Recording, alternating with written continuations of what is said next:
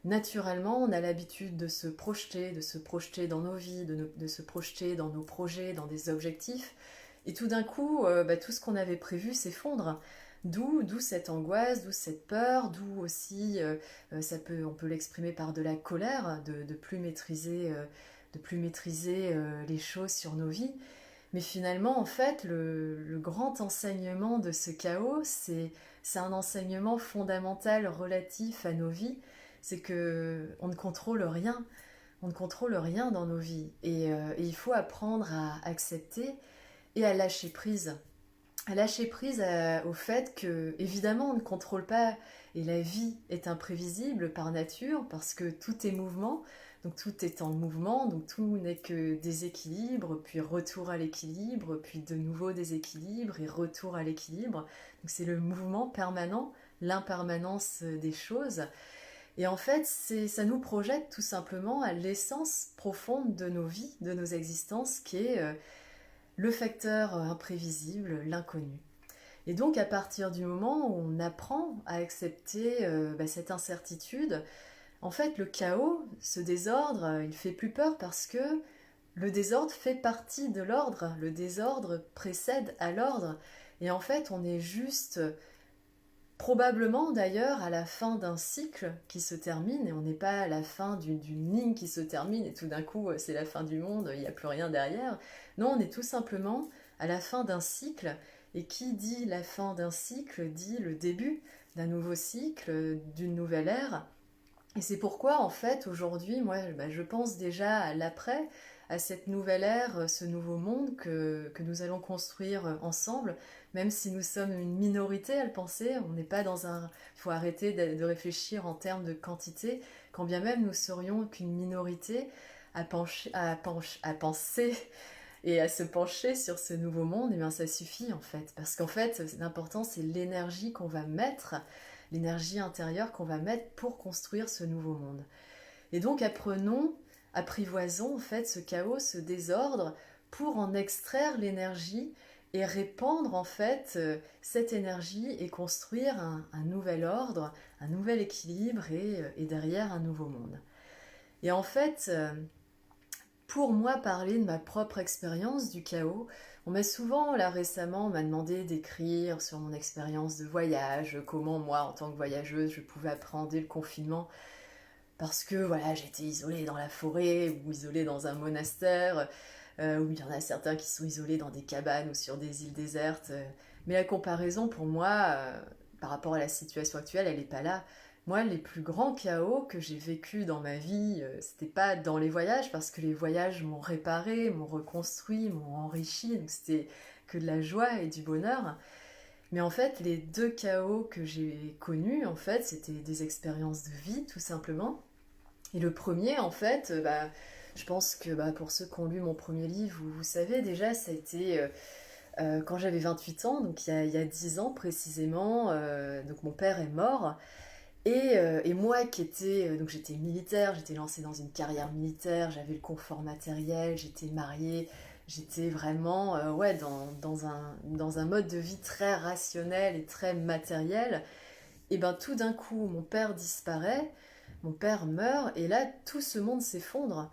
Parce que finalement, en côtoyant la mort à travers mon père, en fait, je suis confrontée justement à l'impermanence de la vie, au fait que la vie elle est éphémère et au fait que je ne contrôle rien. Je ne contrôle rien. Et tout ce monde, en fait, que j'avais construit, tout ce monde certain, tout ce monde basé sur le confort, il s'est effondré. Il s'est effondré, et moi-même, intérieurement, je me suis effondrée, et je me suis rendu compte que finalement, j'avais pas de repère. Et je me suis retrouvée dans ce chaos, puisque tout s'est effondré, toute ma vie que je pensais équilibrée, mais finalement qui n'avait pas les bonnes bases, s'est déséquilibrée, s'est renversée. Et la question à ce moment-là, c'est comment je fais? Comment je réagis? Quelle décision je prends? Et, euh, et en fait, donc j'étais plongée dans ce chaos, j'étais plongée dans l'inconnu, de savoir, voilà la situation, je voulais plus de cette vie-là, mais qu'est-ce que je construis derrière, et avec quelle base? Et finalement, ce chaos intérieur m'a permis en fait de me recentrer sur moi, et m'a permis de faire le thème de cette séance, de commencer à entamer un travail intérieur. Et en fait, finalement, au lieu de regarder à l'extérieur, j'ai commencé à me contracter sur moi-même. En fait, j'ai vécu un confinement intérieur, hein, donc j'avais pas la contrainte des murs, la contrainte d'un virus, la contrainte d'un gouvernement qui m'impose des règles, mais voilà, j'étais dans un confinement intérieur qui était infiniment plus dur que ce confinement extérieur, parce que oui, je pouvais sortir, mais j'étais complètement perdue, en fait, je savais pas où j'allais, je n'avais plus aucun repère. Et l'enjeu, en fait, bah, ça a été voilà, d'accepter cette obscurité, ce chaos intérieur, et de commencer à démêler les choses, à savoir ce que je voulais, et à chercher en fait l'équilibre, à essayer de trouver la lumière. Et la lumière, je ne l'ai pas trouvée à l'extérieur, j'ai trouvé à l'intérieur de moi. Et donc ça a été ma première expérience du chaos. Et si aujourd'hui je peux affirmer que du chaos naît de belles choses, et ben, d'ailleurs, si on prend l'origine, la Genèse dans la Bible, c'est du chaos. Le chaos a permis l'origine du monde que nous connaissons. Ce monde, cette merveilleuse nature, a permis l'équilibre finalement. Du désordre est né l'ordre, et l'ordre au sens de la beauté, au sens de la création en fait. Et moi, personnellement, quand j'ai vécu ce premier chaos, et souvent je dis que finalement, le plus beau cadeau que mon père m'ait donné, en fait, c'est de disparaître, c'est sa mort, parce que cette épreuve eh ben, m'a permis de me construire telle que je suis aujourd'hui, m'a permis de trouver ma lumière intérieure, m'a permis de trouver ma passion, m'a permis de construire une vie qui enfin correspondait à ce que j'étais intérieurement.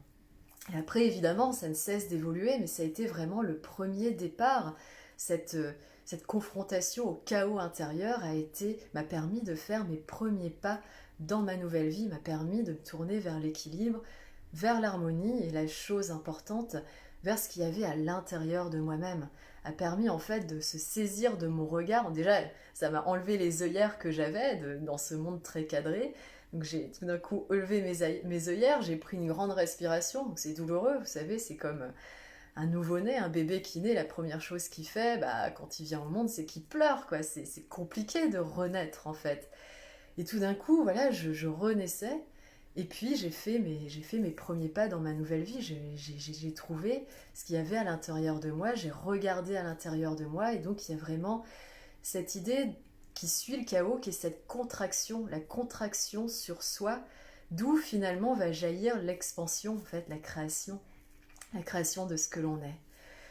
Et le deuxième chaos, parce que il y en a, c'est pas parce qu'on a vécu un chaos dans sa vie que ça s'arrête là. En fait, le deuxième chaos que j'ai vécu, c'était très récemment. Là, si vous avez suivi sur les réseaux, donc l'été dernier, j'ai décidé de partir en Turquie et j'ai traversé l'Anatolie centrale en marchant. Et en fait, ma marche a été brutalement arrêtée alors que je me trouvais dans une région très isolée de la Turquie. Les montagnes, en fait, j'étais à peu près à 2000 mètres d'altitude et donc c'était un matin à l'aube. Je me suis retrouvée dans une sorte d'embuscade. Il y avait deux Afghans qui étaient là, qui m'avaient repérée. Il y en a un, alors que voilà, je prenais en photo le lever du soleil, qui s'est jeté sur moi et qui a essayé de me violer et de me tuer, qui m'a étranglée 3 fois. Et par miracle, par grand miracle, j'ai réussi à m'enfuir. En fait, je me suis battue. Je me suis battue, en fait, j'ai fait semblant, la troisième fois qu'il m'a étranglée, en fait, j'ai fait semblant d'être morte. C'est ce qui m'a sauvée, donc j'ai pu me battre parce comme il était contre moi, il s'est reculé, donc je me suis battue contre lui. Et j'ai pu m'enfuir parce qu'il a été surpris, et je me suis enfuie, et derrière, voilà, j'ai pu être secourue par des Turcs qui vivaient dans les montagnes, et les gendarmes sont arrivés, etc. Et quand je suis rentrée, donc j'ai été rapatriée en France, et ben là j'ai vécu mon deuxième chaos intérieur, donc un repli, voilà, vous voyez le canapé qu'il y a derrière, je ne bougeais plus de mon canapé, j'étais complètement perdue, j'étais traumatisée, donc je me suis faite accompagner psychologiquement pour dépasser le post-traumatisme. Et ça a été très important parce que bah, des fois quand on fait face à un chaos violent, hein, quelle que soit la cause, ben, c'est nécessaire de se faire accompagner, de trouver quelqu'un qui va pouvoir mettre des mots qu'on ne trouve pas en fait. Et donc pour moi, en fait, j'ai trouvé un psychiatre qui m'a aidé à faire ce travail intérieur, que ensuite j'ai poursuivi. Donc c'est pour ça que j'ai poursuivi avec ce grand voyage dans la cordillère des Andes, où jour après jour, semaine après semaine, mois après mois, parce que je suis restée 3 mois, en fait, la marche dans la cordillère des Andes m'a complètement libérée de... Voilà, m'a permis en fait de sortir de ce chaos, parce que la difficulté que j'ai eue par rapport à cette agression, suite à cette agression, c'est que j'avais de la colère, j'avais de la haine, et surtout, et ça c'est quelque chose qui est commun quand on est victime d'agression, en fait, quand on devient victime, en fait, j'avais de la culpabilité. Moi qui parle d'écouter mon intuition, mes émotions, je me suis dit que je m'étais plantée, que j'avais pas pris les bonnes décisions, que je m'étais pas écoutée, mais finalement j'étais pas responsable de tout ça. Je ne suis pas responsable, voilà, de personnes qui malheureusement portent une obscurité en elles et agissent avec violence, et parfois une violence extrême qui peut aller jusqu'à la volonté de tuer quelqu'un. Et donc voilà, j'ai dû faire tout ce travail intérieur pour comprendre, pour prendre une fois encore de la hauteur par rapport à tout ça, et puis accepter de nouveau, accepter ce déséquilibre que j'avais connu, et puis suite à cette acceptation, retrouver l'équilibre qui est issu de ce déséquilibre.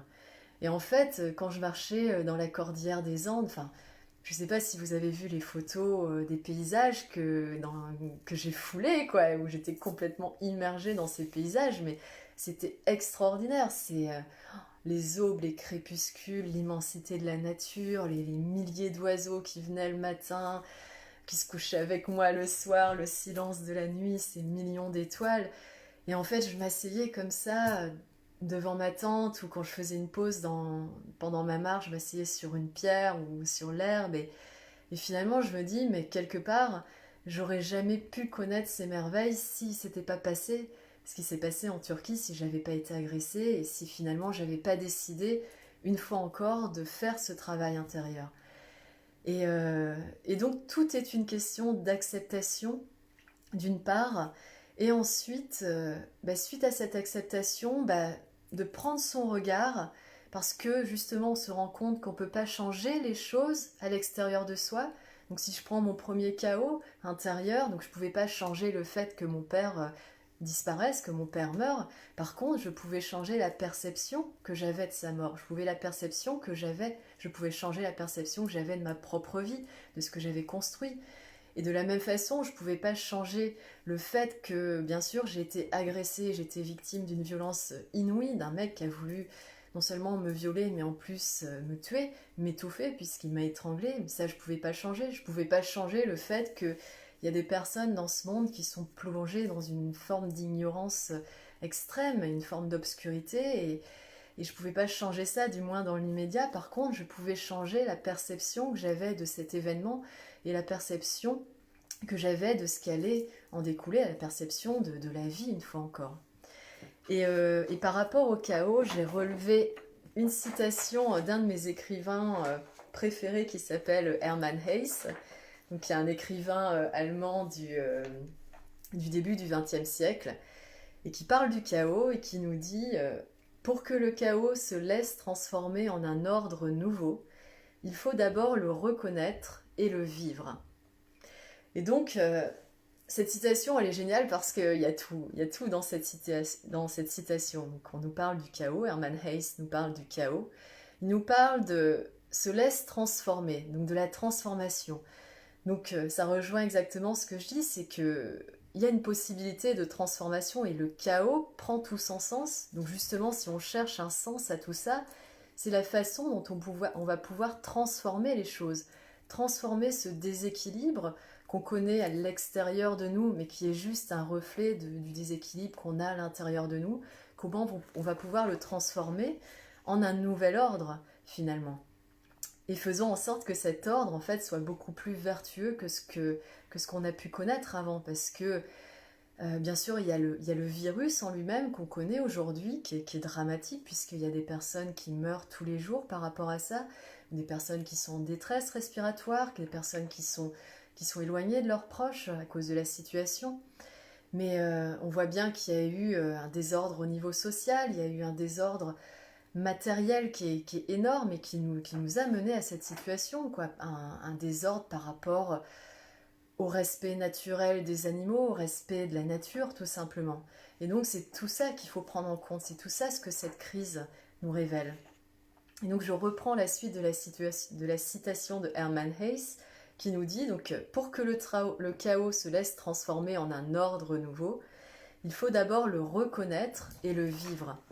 Et donc il nous parle de reconnaître ce chaos. Et c'est comme tout à l'heure je parlais d'acceptation, donc il ne faut pas faire la politique de l'autruche et faire style non il se passe rien, non de toute façon tout ça, ça va être derrière nous et on va reprendre notre vie comme si rien ne s'était passé. Ce que j'aurais pu faire quand mon père est mort, hein, continuer ma vie hyper cadrée, continuer ma carrière, et puis me dire bah, finalement c'est pas grave, avec le temps tout ça, la souffrance va s'atténuer. Effectivement, la souffrance s'atténue, mais l'expérience en fait du chaos, elle prend tout son sens si on la reconnaît et si on en tire des enseignements. Donc si on accepte de vivre ce chaos, ce déséquilibre, pour faire en sorte qu'un nouvel équilibre puisse émerger de ce chaos.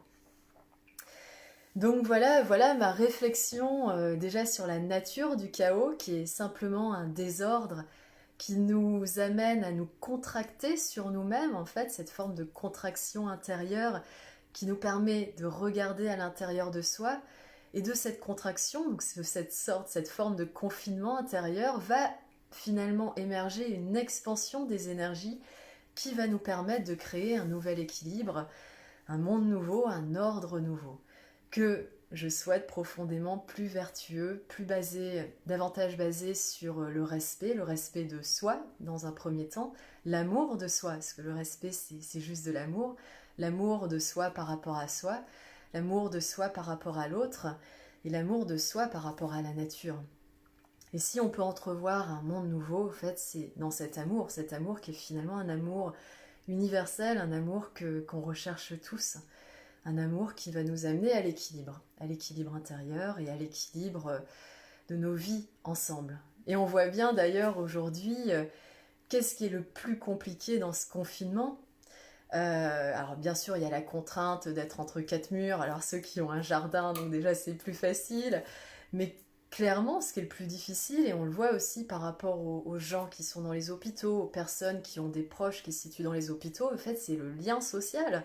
On a besoin en fait de ce lien qui nous unit les uns aux autres, on a besoin de se voir, on a besoin de se toucher, on a besoin en fait tout simplement d'exprimer notre amour par des mots, par des gestes. Et ce à quoi on pense aujourd'hui, bah, c'est pas d'aller voir son voisin et de lui taper dessus, en fait, on a tout simplement envie de parler et de créer ce lien. Et ce lien, en fait, bah, c'est juste ce qu'on appelle l'amour. L'amour au premier sens du terme, dans son sens le plus pur. Le lien, c'est de l'amour. Donc voilà, et donc voilà, aujourd'hui c'est virtuel, mais voilà, je crée du lien avec vous et faisons en sorte que ce lien nous relient les uns aux autres et nous permettent de dépasser en fait ces frontières matérielles, et d'où l'intérêt d'utiliser l'énergie spirituelle qui nous permet en fait de nous connecter. Alors, en fait, pour terminer sur cette réflexion sur le chaos, alors je bois de l'eau de coco, parce que je parle beaucoup. Je voulais vous lire un extrait de Dialogue avec l'ange. Alors, Dialogue avec l'ange, donc voilà le livre, alors une fois encore c'est à l'envers, mais voilà, Dialogue avec l'ange. C'est un livre qui recèle de spiritualité. L'histoire de ce livre, elle est fascinante, en fait, ce sont oui c'est ça, ils sont dans 5 Hongrois, des Hongrois d'origine juive, à l'époque de la Seconde Guerre mondiale, donc qui vivent confinés eux aussi à cause de la répression allemande, qui ne sont pas du tout croyants, qui ne sont pas du tout pratiquants, et qui à un moment donné vont recevoir la visite d'un ange. Et en fait, ils vont communiquer un à un avec cet ange, en fait, d'où le titre Dialogue avec l'ange, qui est en fait la retranscription de ce qu'ils ont reçu, des conversations qu'ils ont pu nouer avec l'ange, Et en fait, ça parle, donc c'est pas un livre qui se lit d'une traite, hein, en fait, c'est un livre qui se lit par morceaux, page par page, et c'est vraiment des perles, des graines de spiritualité sur lesquelles on peut méditer. Et en fait, il y a un... Donc je parlais du chaos, et le chaos, en fait, du chaos jaillit les ténèbres. Alors les ténèbres, c'est différent du chaos, hein, parce que du chaos jaillit également la vie, mais jaillit aussi les ténèbres. Les ténèbres, c'est l'obscurité. L'obscurité, c'est l'ignorance absolue. Et en fait, les ténèbres, en fait, c'est intéressant parce que moi, je vois justement suite à un chaos, donc le chaos que j'ai connu après la mort de mon père, ou le chaos que j'ai connu suite à mon agression, j'ai été plongée dans ces ténèbres. Mais finalement, c'est dans ces ténèbres que j'ai pu ensuite trouver la lumière, que j'ai pu trouver la lumière à l'intérieur de moi, quoi, qui est symboliquement représentée par cette bougie dans cette séance. Et en fait, ce passage en fait a été écrit que je veux vous lire. Il a été écrit le 10 décembre 1943. Donc c'est un entretien avec Gita qui parle de la lutte contre les ténèbres. Et donc je vous le lis. Je déclare la lutte. Jusqu'à présent, vous vous êtes défendu sur le point faible. Dorénavant, attaquez. Seul le feu faible doit être abrité du vent. N'ayez pas peur d'engager la lutte. Qui peut lutter contre les ténèbres? La lumière. Et qui vaincra? La lumière. Écoutez. Les ténèbres sont mortes. Elles ne vivent pas, elles ne changent pas. Ce qui est ténèbres est ténèbres. Il n'y a pas plus ténébreux que le ténébreux. Les ténèbres ne peuvent pas croître. Seule la lumière peut faiblir. Alors ça, c'est un magnifique passage donc, qui nous parle des ténèbres et de la lumière. Et en fait, il y a différentes clés dans ce passage. Donc, qui nous parle de la lutte contre la ténèbre, contre les ténèbres. Et donc, on voit bien qu'on doit engager une action contre les ténèbres. C'est pas en attendant dans ces ténèbres, dans cette obscurité, que finalement on va trouver, on va pouvoir en sortir, qu'on va trouver la lumière. Et donc ça, c'est le premier enseignement, c'est le fait de devoir agir. Et aujourd'hui, comme on ne peut pas agir, se rencontrer les uns les autres, faire des choses à l'extérieur, en fait, l'action, donc ça revient au thème de cette séance, en fait, c'est le travail intérieur. C'est notre façon d'agir aujourd'hui, et en agissant, en fait, on va retrouver du sens. En travaillant intérieurement, en prenant de la hauteur par rapport à ce que nous vivons, nos quotidiens, par rapport à la situation qui nous entoure, on lutte en fait, on lutte parce qu'on agit. Mais on ne doit pas lutter de n'importe quelle façon, et c'est ce que nous dit la suite de cet extrait. Qui peut lutter contre les ténèbres? La lumière. Et qui vaincra? La lumière. Les ténèbres ne peuvent pas croître, seule la lumière peut faiblir. Donc en fait, encore une fois, ce qui est dit, c'est que les ténèbres sont les ténèbres.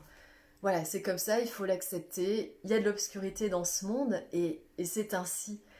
Mais de l'obscurité jaillit la lumière parce que justement, enfin voilà, c'est comment on voit la lumière, on voit le soleil parce que on peut distinguer le soleil parce que c'est la nuit, on peut distinguer la nouvelle lune parce qu'il y a une pleine lune, on peut distinguer l'ombre parce qu'il y a de la lumière, mais les ténèbres sont les ténèbres. Et on ne doit pas lutter contre les ténèbres, mais on doit lutter pour faire en sorte que la lumière ne faiblisse pas, mais s'accroisse, puisse être plus grande, puisse s'étendre. Et en fait, de nouveau encore, on a cette idée d'expansion qui provient finalement du chaos, le chaos qui génère les ténèbres, et des ténèbres jaillira la lumière. Donc voilà, mais j'adore ce passage qui dit « Les ténèbres ne peuvent pas croître, seule la lumière peut faiblir ». Et finalement, en fait, si on va dans un monde de plus en plus incertain, de plus en plus obscur, de plus en plus ténébreux, de plus en plus obscur, pas tant incertain, parce que l'incertitude, elle sera toujours là. Mais en fait, ce n'est pas parce que les ténèbres sont de plus en plus grandes, mais simplement parce que la lumière est de plus en plus faible. Et la question alors, c'est comment on peut faire en sorte que cette lumière soit de plus en plus forte? Mais cette lumière, qu'est-ce qu'elle est? C'est nous, c'est l'amour, c'est la lumière qu'on a à l'intérieur de soi, c'est l'amour qu'on a de nous pour nous-mêmes, l'amour qu'on a pour les autres, l'amour qu'on a pour la nature. Cette lumière, elle est simplement là. Et le travail intérieur, ce travail intérieur qu'on entame ensemble, eh ben, il a pour but et pour seul but d'accroître cette lumière, pour que d'une part elle ne faiblisse pas, donc soyons ensemble pour maintenir cette lumière, mais qu'en plus elle soit de plus en plus forte et qu'elle puisse rayonner, qu'elle puisse jaillir à l'extérieur de nous et qu'elle puisse aider ceux qui sont justement dans les ténèbres, ceux qui sont dans la souffrance, ceux qui sont aussi dans l'ignorance, parce que l'ignorance c'est une souffrance. Donc voilà ma réflexion sur le chaos, la nature du chaos, sur ce qu'il en émerge, comment on peut en émerger, et ce qui nous amène vers le thème, ce beau thème de la lumière. Et donc pour terminer, parce que je vois l'heure tourner, il est 11h47, je voulais terminer par une méditation collective justement sur le thème de la lumière, pour qu'on puisse assimiler tout ce que je viens de vous transmettre.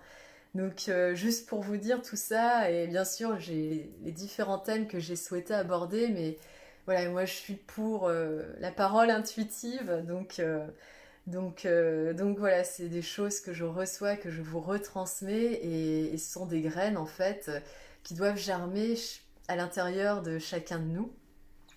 Et en fait, le meilleur moyen de faire en sorte qu'une graine puisse germer et fleurir, ben c'est de méditer sur cette graine, de la laisser se reposer. Et je vous invite donc en ce matin, en cette fin de matinée, à faire une méditation collective pour laisser justement reposer tout ça. Et prendre le temps de respirer tous ensemble, de méditer tous ensemble sur le thème de la lumière. Donc pour ceux qui n'ont jamais médité, donc c'est pour ça que je décide de faire une méditation guidée, parce que c'est beaucoup plus simple que rester en silence comme ça. Et donc je vous invite juste à prendre de nouveau votre bougie et vraiment la mettre en face de vous. Donc pour ceux qui n'ont pas de bougie, voilà, je vous invite à vous concentrer sur la mienne.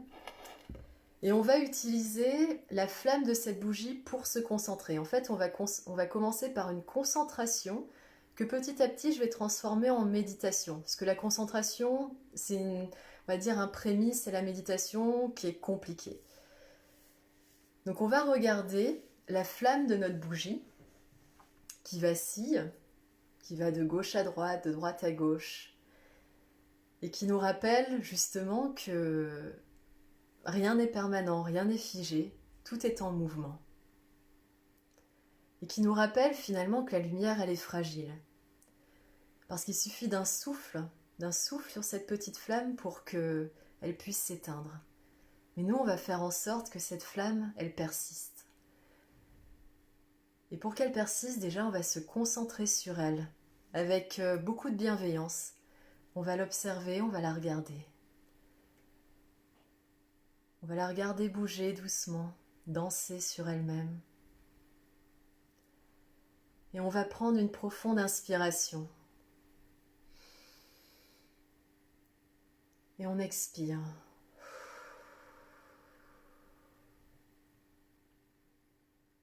Et on inspire. Et on expire.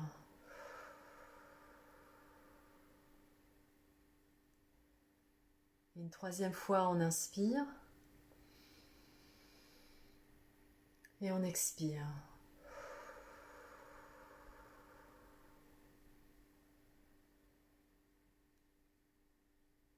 Et petit à petit, on va fermer les paupières.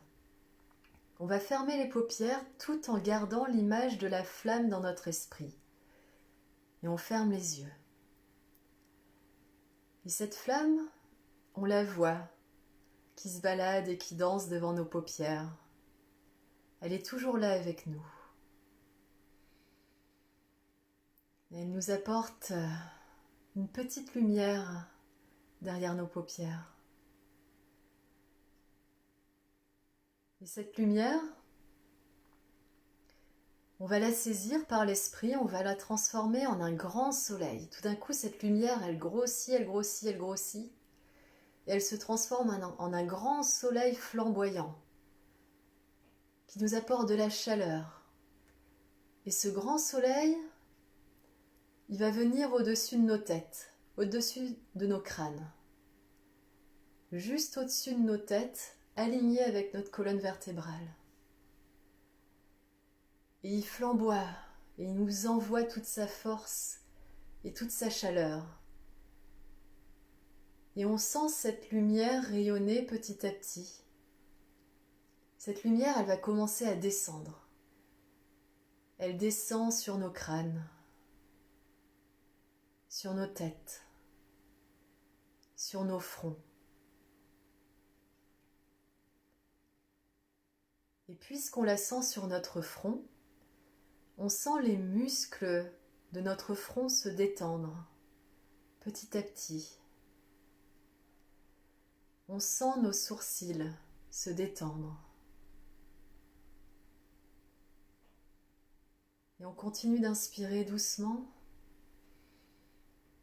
et d'expirer.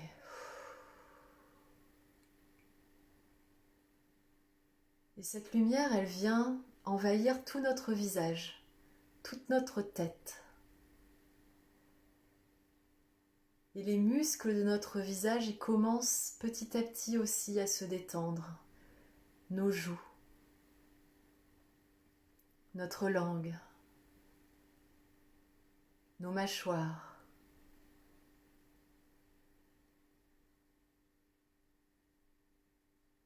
Et on sent cette lumière dans notre tête, sur notre visage, et qui continue à descendre à travers nos larynx, et qui nous permet de mieux respirer encore, mieux inspirer et mieux expirer. Cette lumière, elle descend dans nos poumons, elle vient envahir notre cage thoracique, et on sent toute notre cage thoracique se détendre, nos côtes se détendre,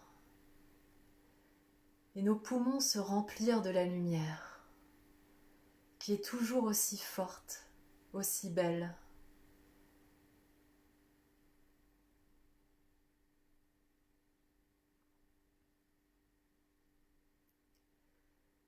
Et cette lumière, elle finit par descendre dans nos jambes,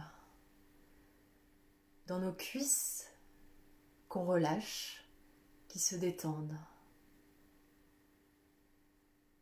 dans nos genoux qui se débloquent. On sent tous les nœuds qu'on a dans nos jambes se débloquer un à un, les muscles se relâcher, les mollets se relâcher, les chevilles qui deviennent plus souples, et les pieds et les orteils aussi se relâcher.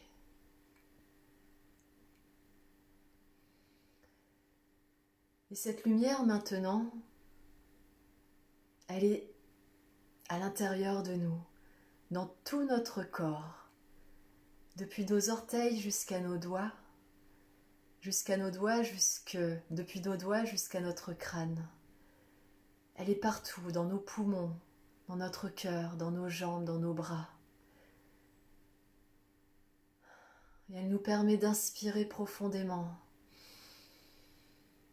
et d'expirer profondément. Cette lumière, elle est en nous et elle est à l'extérieur de nous. On la sent, on la voit.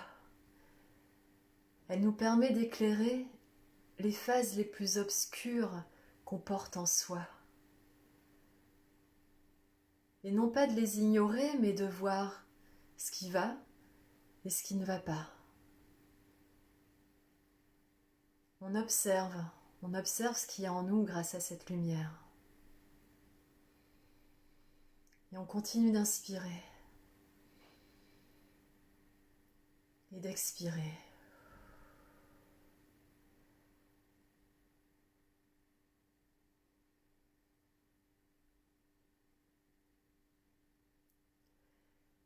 Et maintenant, cette lumière, on va imaginer qu'elle va sortir de notre corps. Elle va tout prendre, le clair comme le plus obscur, et elle sort de notre corps et elle vient devant nous. On voit une grosse boule lumineuse juste devant nous, en face de nous, comme s'il y avait un chemin entre elle et nous, entre nous et elle. Et elle est devant nous et elle brille, elle flamboie. Et cette lumière, elle nous sourit. C'est une belle lumière, une lumière bienveillante qui nous sourit, qui nous invite à l'amour, qui nous invite à rayonner nous de même. Et on marche doucement vers cette lumière. Et plus on marche vers elle, plus elle accompagne nos pas. On avance, elle recule, mais elle est là avec nous. Elle ne s'éloigne pas, elle est juste là. Elle avance à notre rythme. On avance vers elle et elle avance elle aussi. Et elle est toujours devant nous. Et elle nous sourit. Elle nous éclaire. Et on va imaginer qu'on va prendre cette boule lumineuse entre nos mains. Et pendant qu'on imagine ça avec notre esprit, on va joindre nos paumes de main devant nous, en forme de cercle, en forme de sphère, comme si on voulait tenir une boule entre nos mains. Et on imagine que cette lumière, elle vient se poser à l'intérieur de nos mains, sur nos paumes. Et elle vient chauffer nos paumes.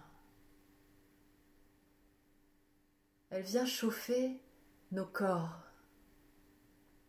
Elle vient chauffer nos cœurs. Elle vient chauffer nos âmes.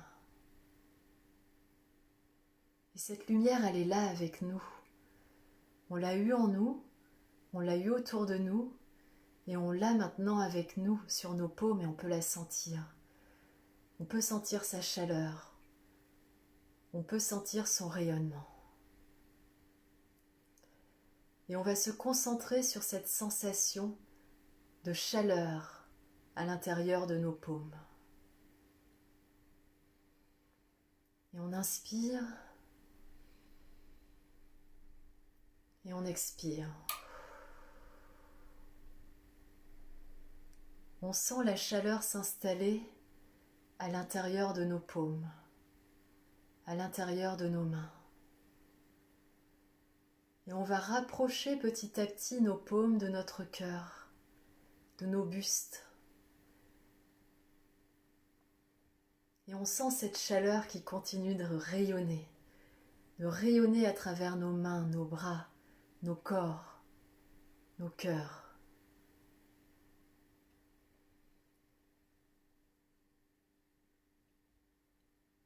Et petit à petit, quand on va se sentir prêt, on va ouvrir nos paupières en restant dans la même position. On ouvre les paupières.